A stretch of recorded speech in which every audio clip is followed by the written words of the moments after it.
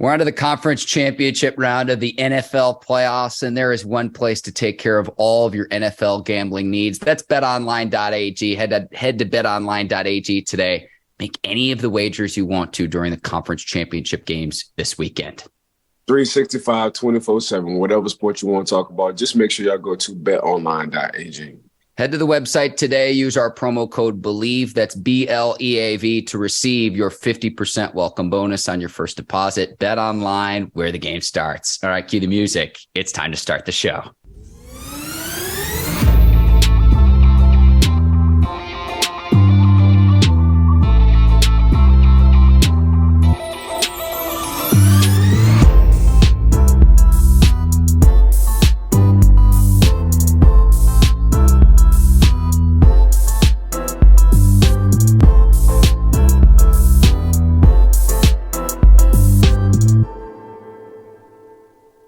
Welcome to the Believe in Steelers show on the Believe Network. I'm your host, Mark Bergin, joined as always by my guy, Pittsburgh Steelers scout, two-time Super Bowl champion, and 12-year veteran of the team, number 24, Ike Taylor. IT, a lot to talk about into the conference championship games this weekend. It's been too many moons since I've seen your face. How you doing this morning, my man?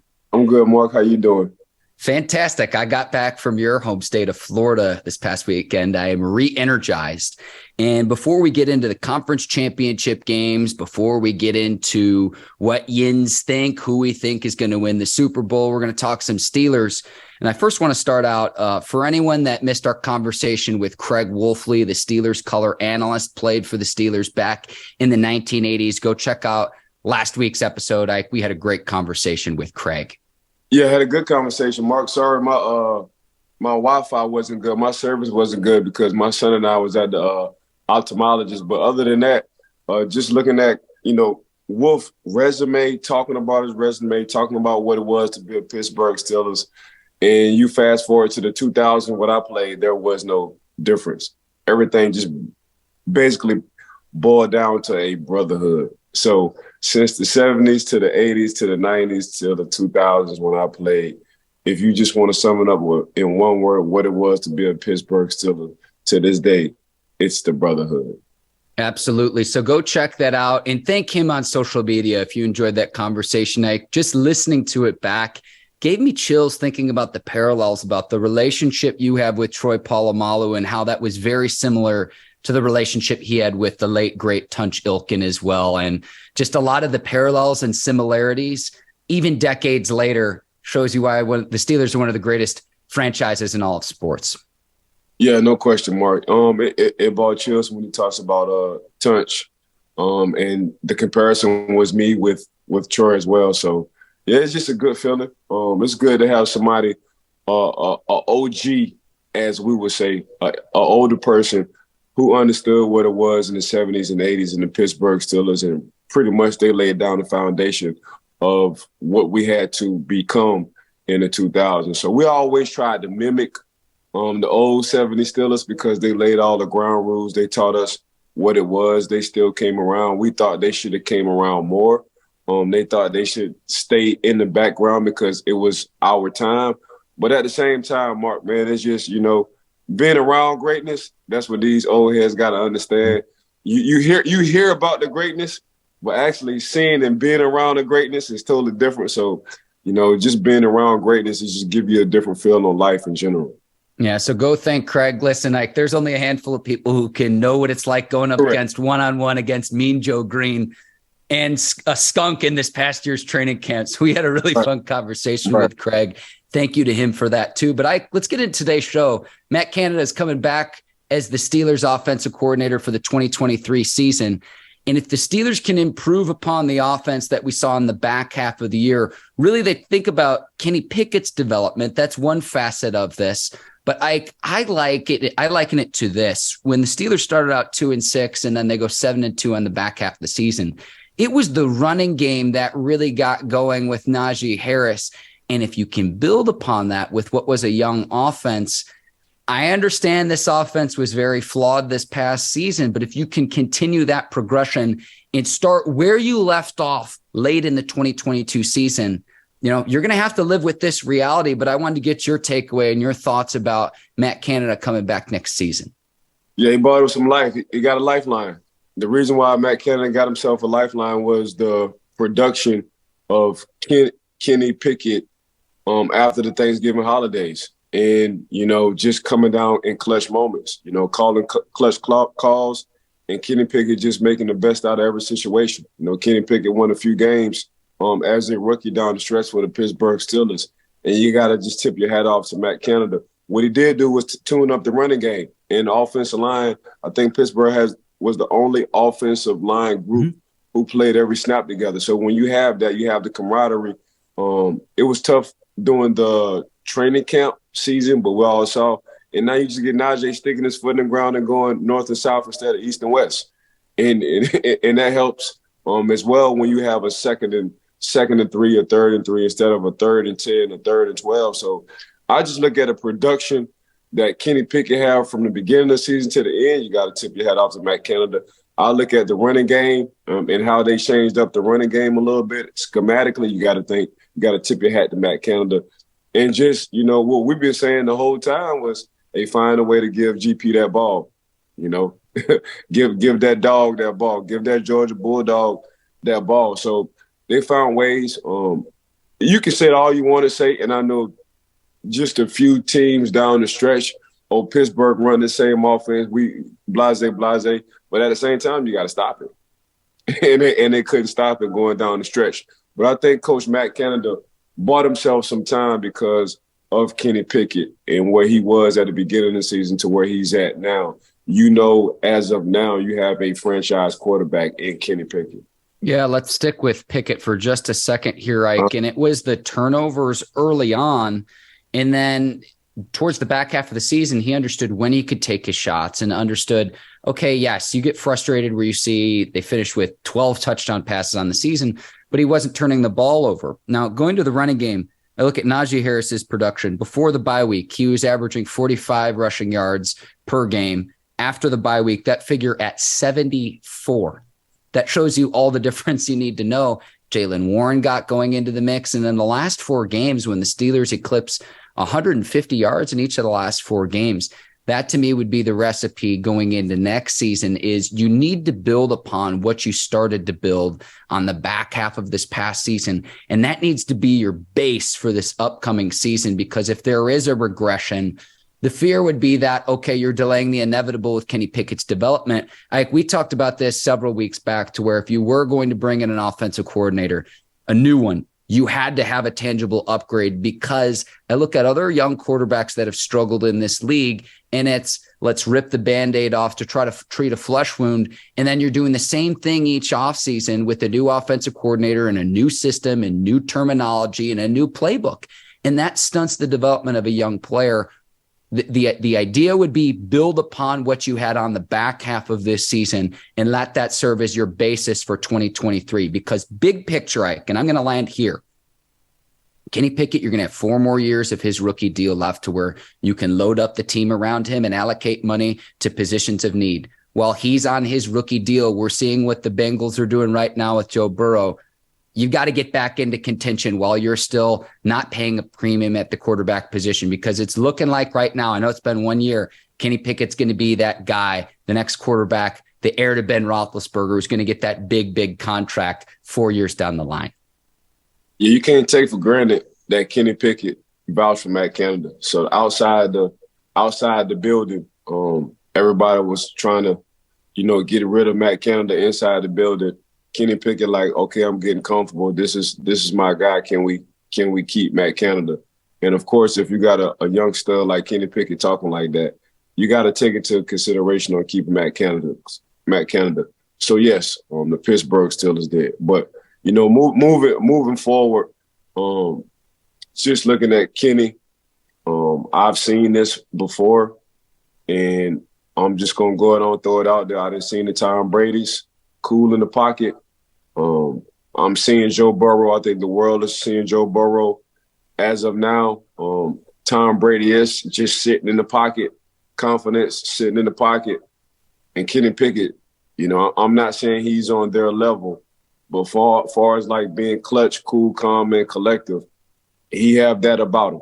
So Pittsburgh hit when they got Kenny Pickett. I didn't think they know how much they hit, but we can't forget this guy did a hell of a job as a rookie for the Pittsburgh Steelers. I go back to what the players say. And when we were talking with Craig Wolfley a week ago, and obviously he's going to sell the Steelers as the color analyst, but when he says this is how legends are made, the comeback drives against both the Raiders and the Ravens, and I hear that from a former player, legends, and Craig's gone against all of the Steelers greats as a player back in the day, that resonates a little bit more with me than just, okay, what my own two eyes are saying or what your average Joe analyst is saying, just given his connection with Pittsburgh for decades. Yeah. As in the words of my son, when he want to keep everything short, because, you know, they abbreviate everything in a text message. Yeah. Sorry, say that again, Ike. Say less. There we go. Ike, we will move on. We will move on. Brian Flores interviewing with several other teams. So he's going to interview with the Cardinals. Listening to what the player says. This is a quote from Chris Wormley, Steelers defensive line, direct quote. If you see what he did from being 32nd in run defense before he came in to top 10 in run defense, he had a big part in that. I think teams would love to have a guy like that, end quote. Tells me everything I need to know. Now, I think the Steelers are lucky that with the Browns defensive coordinator vacancy filled by Jim Schwartz, Joe Woods is out of the picture in Cleveland. I think the Steelers dodged a bullet there. I think Brian Flores is going to get a lot of interest in other teams. And it's a double-edged sword for me because I think about it. Are you just interviewing Brian Flores to fulfill the Rooney quota? Or are you actually considering him? And as much as I think he should actually be considered, I want him on this Steelers coaching staff for the 2023 season. So I have mixed thoughts about the whole thing. Yeah, well, Coach Brian Flores, when you got a former head coach sitting as a, assistant defensive coordinator / linebacker coach, it takes a lot of pressure off your DC and Coach Tomlin as well, because we all know when Coach Brian Flores was the head coach of the Miami Dolphins, one thing they had was a defense. Turnovers. And we didn't like at first when Brian Flores was getting rid of a lot of good players. Thanks for giving us Minka, Coach Brian, a lot. And he was getting these first round draft picks, but little did we know he was making a hell of adjustments, and he damn near built that roster. So yes, Coach Daniels have that roster now for the Miami Dolphins, but for that foundation, Coach Brian Flores has built that. So when you get a coach like that, who is the head of a organization and knows how to adjust and know how to move chess pieces throughout an organization, now you got them on your staff, that's a lot of value. And yes, just selfishly speaking, Mark, I feel just like how you feel. I hope he doesn't go anywhere. I hope he stays with the Pittsburgh Steelers. Now, on Coach Brian Flores' behalf, I hope Coach Brian Flores get an opportunity to be a head coach again on his behalf, or a defensive coordinator on his behalf.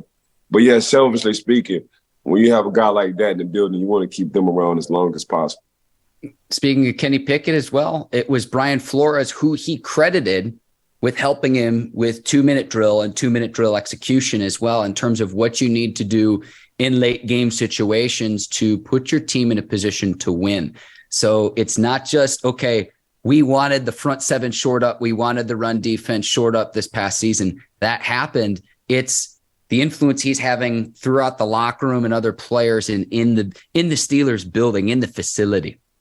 Yeah, I mean, he was a former head coach, so he understands offense and defense. And for Kenny Pickett, for a quarterback to talk about a linebacker coach like that, that says like, okay, coach really knows what he's doing. So basically you got two head coaches. You got Coach T, who's a legendary future Hall of Fame head coach for the Pittsburgh Steelers, and you got a former head coach and from Miami, Coach Brian Flores, sitting on the same staff. So when you got an offensive guy talking about a defense, when you have an offensive rookie talking about a defensive staff coach, that says a lot, again, just about the value Coach Brian Flores is bringing to the table, because Kenny Pickett could have said anything about an offensive guy. So the fact that he said something on the defensive side, he knows, and the organization knows, and Coach Brian Flores knows how important 2-minute situations are, because when Kenny Pickett get in 2-minute situations in the game, nothing rattles him. It's like he wakes up. So shout out to Coach Brian Flores for your sake. Unselfishly speaking, Coach Brian, I hope you do get the job you want, but selfishly speaking, I hope your ass don't go nowhere. Ike, we love Tomlin on this show as well. And it's not just about Tomlin. Take this outside of the other 31 franchises in the league. Speaks volumes about him to be comfortable enough to allow his coaches to do his job, Ike, because there are other coaches in the league that would say, no, I want to get credit for this, or no, you're overstepping your ground, stay in your lane. When you have 16 seasons, you don't have a losing season. I think it allows you to do that, but you credit Mike Tomlin to where, Ike, you always tell me it's about we, not me. This is just yet another example of that. Man, we had Coach T on the show, and that's one of the questions I asked Coach T. You know, why did he feel like he should have given Coach Brian Flores a lifeline out of all the things that was going on off the field? And Coach T said, why not? You know, he's saying the same thing Kenny Pickett saying. He's saying the same thing you and I are saying about him. Like, if I can get a coach like that, a former head coach who can help. My pride is all the way at home. I ain't even bring my pride to the front door. So, but you gotta be very secure of yourself to make moves like Coach T is making, because it's a lot of insecurities in the NFL. You don't want to feel threatened. So say when you're at that level, but Coach T like, man, that's whatever. I'm Coach T. When Coach T wake up in the morning, he just be like, man, I'm Coach T. So I can hire whoever I want to hire. So it's just saying a lot about Coach T on his unselfishness as a person, as a coach, as a businessman, but at the same time, it's showing like how much secure he is in himself. Ike, it's time for What Yins Think, where our viewers and listeners weigh in. And this one comes from Mark B. in North Carolina. And he writes, Ike, what was your welcome to the NFL playoffs moment? Oh, man.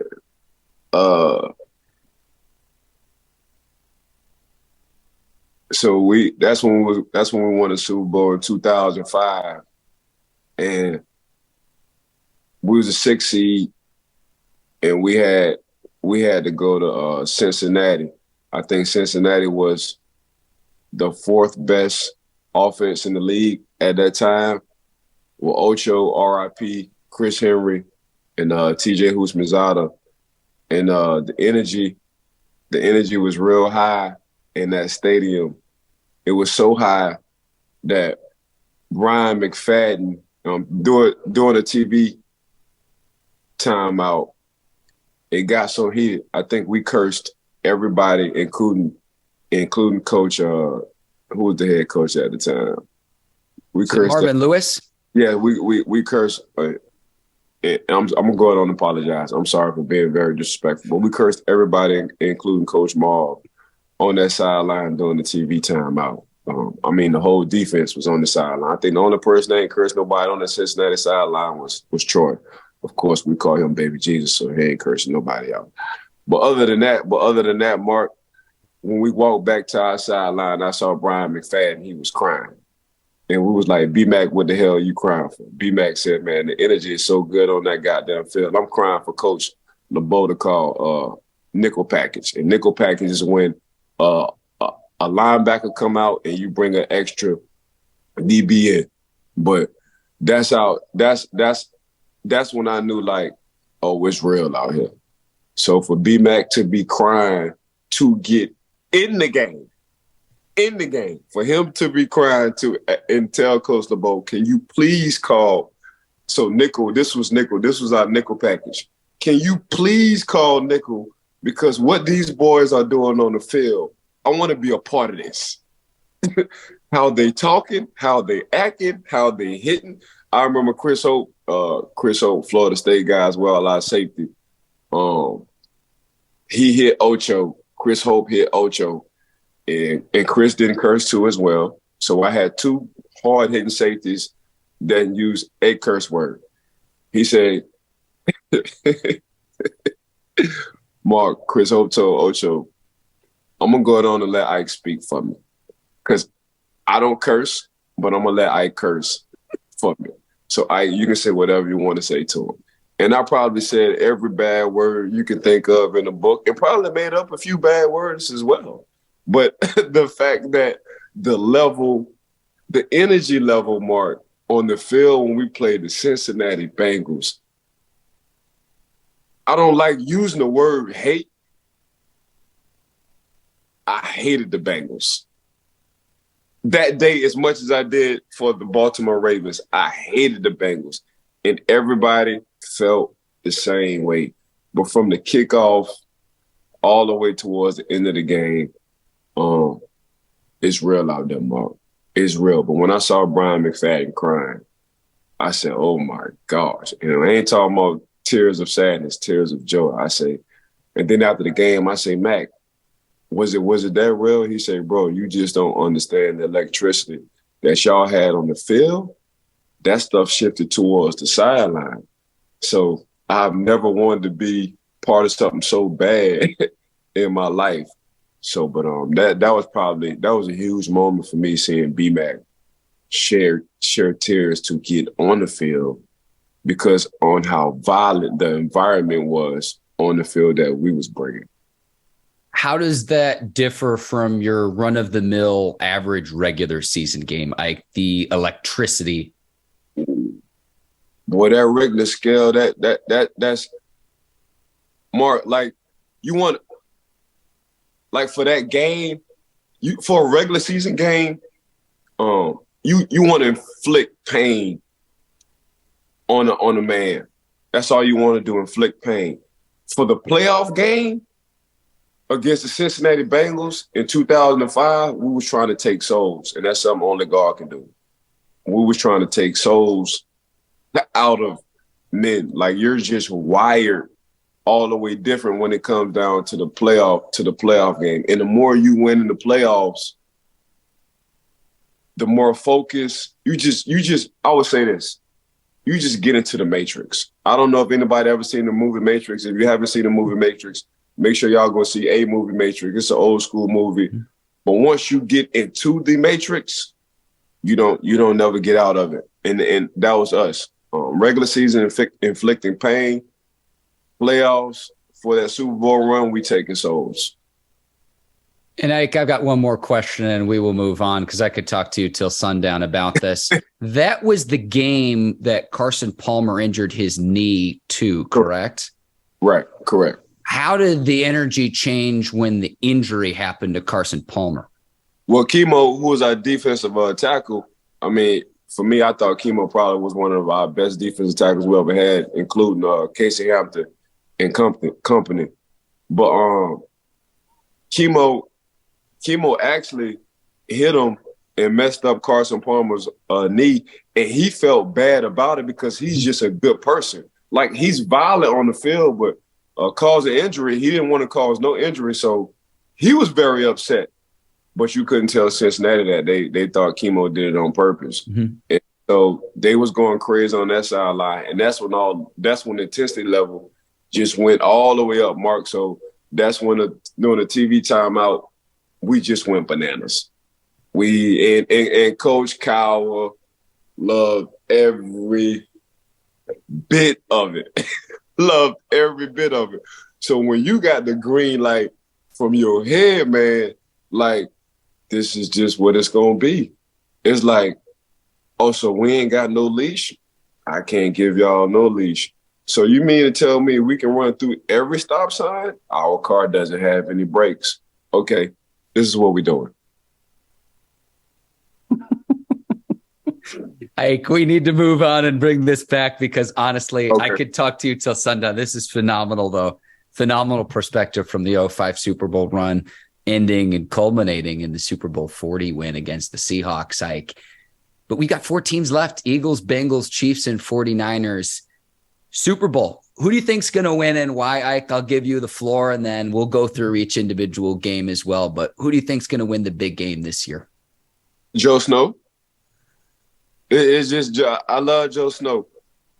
And I think Ryan Clark, he retweeted that video of Joe Snow. Y'all call him Joe Burrow. I call him Joe Snow. I changed his name from Joe Cool to Joe Snow. Man, when Joe Snow threw that ball in the snow and he turned around and then little 360 and then put that thing in slow motion, and you just saw his body language like, oh, I'm here. Y'all know I'm the man. I ain't got to say too much.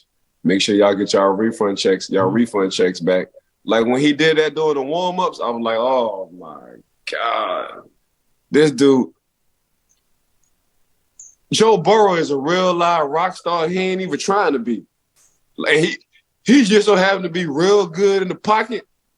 And he ain't even really trying to be. He's so cool in the pocket, he ain't even trying to be. Like he make all the clutch throws, he ain't even trying to be. Nothing rattles him, he ain't even trying to be. Talking about he was missing 3 starting offensive linemen. You know what? Yep. Joe was like, yeah, I'm Joe Burrow. Like he don't say it, he just show it. Like, y'all know I'm Joe, right? Y'all know I'm Joe. So Joe Burrow to me is like a skateboarder playing quarterback. Skateboard guys are like modern day hippies. They're real cool. It don't take much for them to be happy. They just real groovy people. Mm-hmm. That's Joe. Joe got that kind of personality. Like, man, y'all know everything I do, I'm just cool. And y'all like Jamar Chase, right? Yeah. Y'all know who the stylist is? Who? It's me. Ask him. Like, dang, Joe, so you just do it all? Yeah, I pretty much do it all. That's how cool Joe Burrow is. So, yeah, I'm taking Joe Burrow since I'm talking about Joe Burrow so much more. Yeah, you're good, Ike. And I love how during the replay of the playoff game against the Bills that they edited out the refunds comment that he made because they were going to play the game in Atlanta. I love how they edited that out. I don't know if you noticed that, Ike. No, I saw. Hey, yeah. Joe was like, not on my dime. Y'all can say what y'all want to say, but not on my dime. Ike, I don't think the Bills took advantage with 3 linemen down. And I know the Bills don't have Von Miller. They weren't able to run the ball, which you've been telling me for weeks now. Like every single week you've brought this up with the Bills. Go ahead, Ike. Mark, I knew sooner or later it was going to happen. Yep. But Mark, they kept talking about, see, this is people who don't watch football. They kept talking about Joe Burrow offensive line. And we talked about this because we thought Pittsburgh should have been doing this earlier. When you have 3 new offensive linemen, the best thing you can do is find what? A running game. Run the ball. Yep.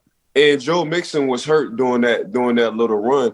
P-Ron didn't slack off at all when he got in there. Mm-hmm. So you got 2 Oklahoma running backs who are built the same, 6'2" and some change, damn near 230 pounds, look identical. We just all know Joe Mixon is a tad bit better than P-Ron. But other than that, how do you help an offensive line that's depleted? You run the dang ball. And that's exactly what they did in the first drive. They damn near ran the ball, they set the tone, and it was a wrap. But people forget one of them offensive linemen is a second-round draft pick from Cincinnati, so it's not like he's bad. But at the same time, man, mm-hmm. I just look at the overall big picture. I seen what Joe Cool did a couple of years ago when they went to Tennessee with a depleted offensive line. I seen what he did. They sacked him 10 times. Tennessee sacked Joe Cool, Joe Snow. Let me double check. I think it was 9. It was a ton, and that was the season, Ike, where he had the most sacks of any quarterback in the league. Correct. It still brought him to the Super Bowl. Yep. So now you're talking about 3 offensive linemen, and he's on his way if he can get past, Magic Patty. If he can get past Magic Patty, it's going to be something special. But other than that, Mark, I mean, Joe Cool, bro. I mean, it's just they got the best balanced offense when it comes down to passing and rushing the ball. They just so happen to have somebody special throwing it as well in Joe Cool. But the Buffalo Bills, I've been saying this, they need to draft a big running back. Mm-hmm. Because in the playoffs, you need a running game. Because if you're up in the playoffs, you don't want to give the ball back to the opposing team. So what you do, you run the ball, you run the clock. So you try to give them as less possessions as possible. But now the Buffalo Bills, they don't want to listen to our show. They don't want to come on to Believe in Steelers podcast with Mark and I and understand like we really be spitting the truth. That's all we asked. We didn't ask the Buffalo Bills to do anything else but to draft a big running back who can take the load a little bit, take the load off of Josh Allen, so Josh Allen don't have to be your running back. And when you get to the playoffs, because usually the Buffalo Bills will get to the playoffs, you just hand the ball off. And when you need Josh to throw the ball, you throw the ball with Josh. If you need Josh to run the read option because you got a big running back and everybody crashing down on your running back, Josh will pull it and he become the runner. But no, don't nobody want to listen to us. But sooner or later, we'll find out. Well, it's like, building a finesse team when you have to endure the elements of Buffalo late in the season. It was 9 sacks for the Titans against Joe Burrow in that playoff game last season, Ike. So just buttoning that up there. Having said all this, I like Joe Burrow a lot, and whichever team wins, you're going to have arguments out there. Is it Joe Burrow? Is it Mahomes? I think it's going to be the Chiefs. They're at home. They're hungry because they have yet to beat Joe Burrow and this Bengals team. The Bengals are 3-0 against the Chiefs. They've had the Chiefs number, but at home and down 3 offensive linemen, Ike, I think the Chiefs take advantage. I don't think the Bills took advantage of that, Ike, a week ago in the playoffs. And I'm going to take the Chiefs at home because we do this all the time too. And it's, where does Mahomes rank? And this is going to be a great showdown. I hope it's a playoff matchup we see for years to come. Right. But I think the Chiefs finally get it done against the Bengals this weekend, and which should be a great game, Mike. But I'm going to take the Chiefs in KC. I mean, you would. I mean, you from there. Yeah, I mean, there right around the corner. Like, ain't no way. They're not going to let you take the Cincinnati Bengals. Like, I'm out of the will if I don't take the Chiefs in this game. Correct. So you got to take the Chiefs. But what I will say, that high ankle sprain, nothing to play with. And I call him Magic Patty for a reason, because he does a lot. He finds a lot of magic outside the pocket. This high ankle sprain will force him to sit inside the pocket. So if you want to talk about pound for pound receivers, I'm liking Cincinnati receiving core over the Kansas City Chiefs. Hang on, Mike. Before you do the matchups, though, when Mahomes went down against the Jags, though, and the backup comes in, what did they do? They ran the ball with Panchenko. That's what they did. No, they did not. Panchenko, I had Panchenko as my fantasy running back, so he did well for me this year. But I'm just saying, if you want to look at receiving core, if you want to look at quarterback, if you want to look at running game, you can damn near say the quarterbacks are the same. The receiving core, you got to nod it off to the Cincinnati Bengals. Tight end, of course, ain't nobody like Travis Kelce. That he's a cheat code. Running game, you got to give it to the Cincinnati Bengals. Now, which will be an issue is y'all secondary.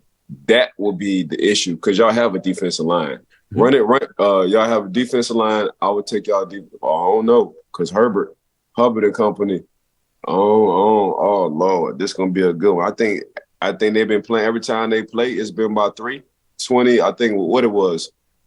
31, 28, 24, 27, 21, 24. So every time it's been about 3. So the game's been good in general. And yeah, I know people been saying they hungry. Well, hell, what you was full when it was 0-1, what you was full when it was 0-2, what your stomach was full when it was 0-3.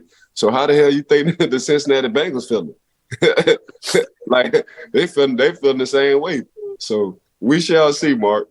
Yes. 27-24, 27-24, 34-31, Ike. So you're spot on there.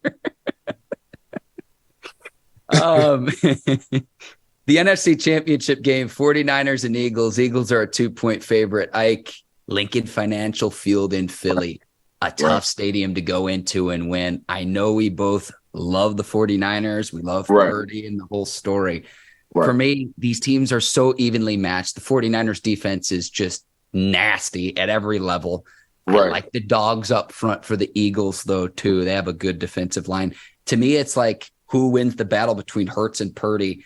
I'm going to go with Hurts. I could see Purdy if he wants to become a legend as the Mr. Irrelevant and going on the run and all of the comparisons to Tom Brady.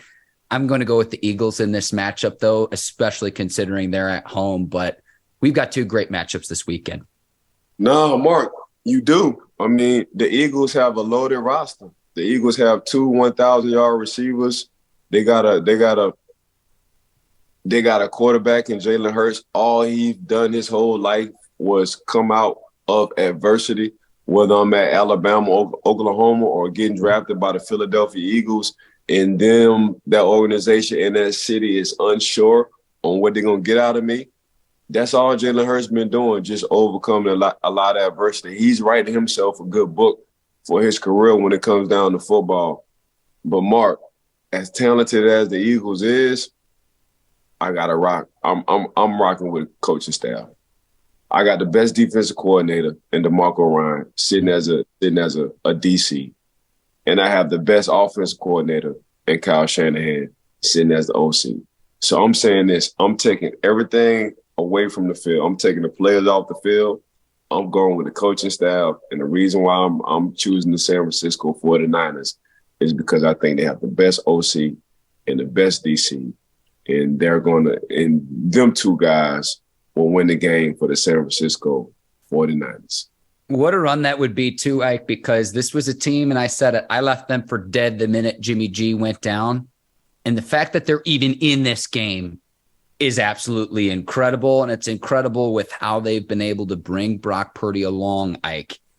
I thought there was no chance they would be here right now with Brock Purdy where he's at. And it's like, for me, Ike, if the 49ers win this game and go to the Super Bowl, heck, even if they don't, if even it's competitive, to me, Brock Purdy's your starter for the 2023 season. Trey Lance can take as much time as he wants to coming back. Jimmy G, we'll see where he winds up in free agency. But Purdy is the guy to me, considering the run that this 49ers team has gone on this season. It's been incredible. I mean, Mark, that's Kyle Shanahan. You know, it's Kyle Shanahan. That's CMC. That's Kittles. That's Debo. That's Brandon Ayuk. And that's when you have a defense who only gives up 14.1 points a game. So people got to understand, Brock is doing everything he needs to do, and that's, knock on wood, not turn the ball over.